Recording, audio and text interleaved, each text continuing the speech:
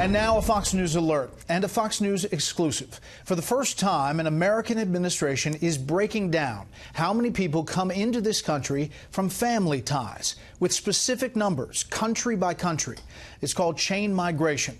Critics say it's a practice that has flooded America with immigrants and their relatives at the expense of citizens already here. And the administration says tonight there are many security concerns. Fox News has obtained the detailed numbers. Chief Washington correspondent James Rosen shows us the data and what it means. For the first time, the White House said the federal government has counted the green cards issued between 2005 and 2015 to migrants admitted through family preference or as immediate relatives or dependent relatives of migrants already admitted into the country, perhaps the fullest portrait of so-called chain migration ever developed. For years, we've known that large numbers of immigrants have been coming based on petitions from previous immigrants, but this is the first time that we really kind of see the whole scope of the problem.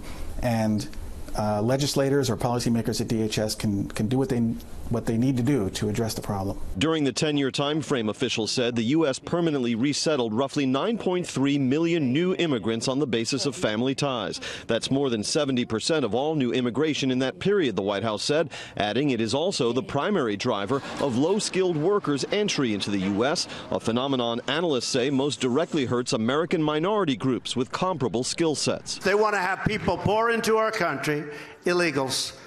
They don't care where the hell they come from.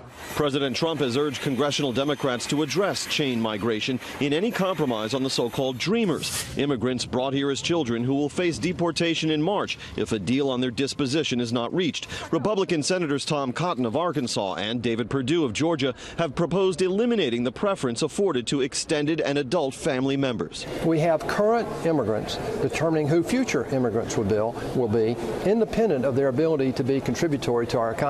The group New American Economy, comprised of 500 mayors and business leaders committed to comprehensive immigration reform, notes that 40% of America's Fortune 500 companies were founded by immigrants or their children. Could we do it better? Should we have more focus on merits? Absolutely. But that doesn't mean in the least that we don't want to be reuniting families, strengthening communities, and bringing more people here.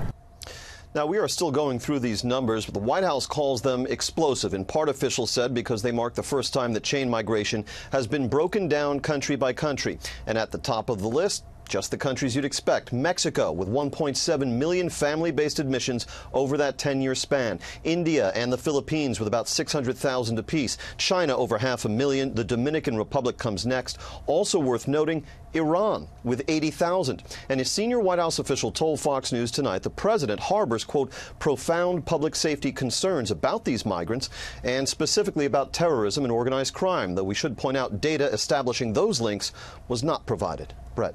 James, thank you.